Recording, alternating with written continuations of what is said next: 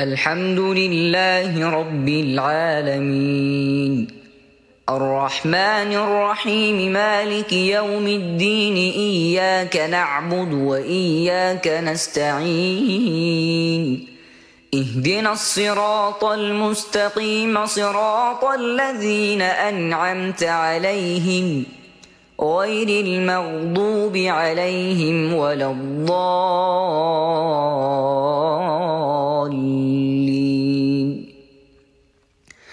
وإذ قال موسى لفتاه لا أبرح حتى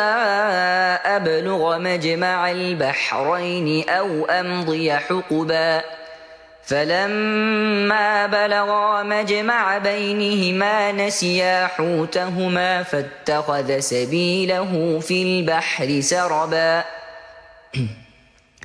فلما جاوزا قال لفتاه آتنا غداءنا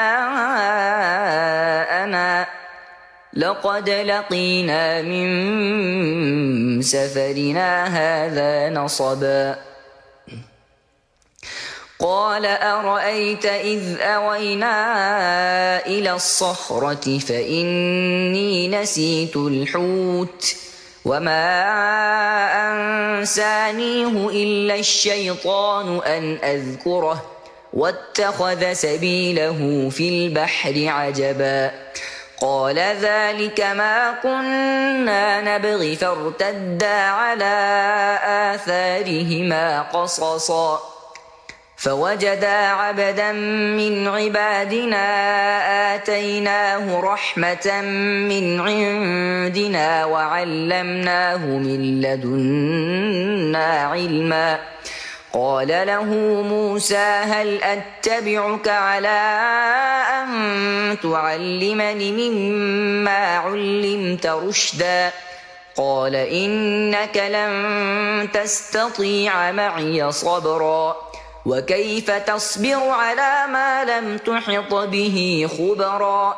قال ستجدني إن شاء الله صابرا ولا أعصي لك أمرا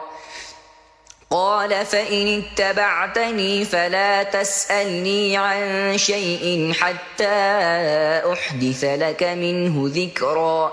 فانطلقا حتى إذا ركبا في السفينة خرقها قال أخرقتها لتغرق أهلها لقد جئت شيئا إمرا قال ألم أقل إنك لن تستطيع معي صبرا قال لا تؤاخذني بما نسيت ولا ترهقني من أمري عسرا فانطلقا حتى إذا لقيا غلاما فقتله قال أقتلت نفسا زكية بغير نفس لقد جئت شيئا نكرا